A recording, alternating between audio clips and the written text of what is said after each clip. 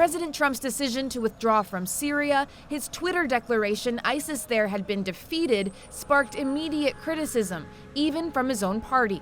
The decision to withdraw an American presence in Syria is a colossal, in my mind, mistake. If you're tired of fighting radical Islam, I understand it. They're not tired of fighting you. And if you don't get that, you're making a huge mistake. It takes two to end a war.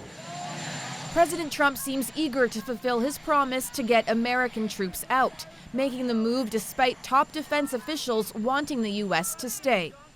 Just 2 weeks ago, General Joseph Dunford said the job was not yet done. About 35,000 to 40,000 local forces have to be trained and equipped in order to provide stability.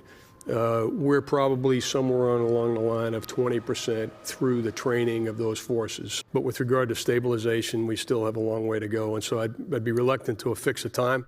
Analysts fear the vacuum left behind.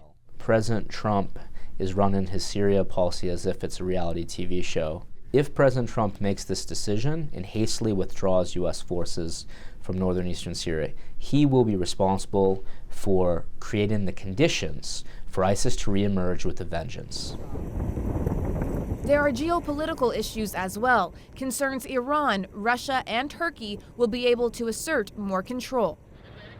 That could hurt the Kurds in northern Syria, America's partner on the ground, but foe to Turkey's President Erdogan. Still, President Trump has his supporters. For the first time in my lifetime, we have a president with the courage to declare victory and bring the troops home.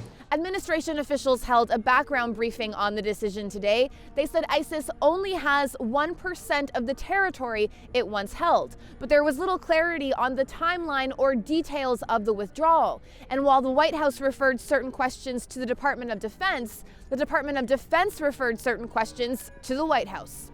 Ellen Morrow, CBC News, Washington. So let's come back to Trump's declaration of victory over ISIS. A recent U.S. report says there are still as many as 14,000 ISIS militants in Syria. Its last major stronghold is on the eastern bank of the Euphrates River. It's close to being seized by forces backed by the U.S. ISIS also controls some desert terrain west of the river. Until now, U.S. policy has been to keep the troops in place until the group was eradicated.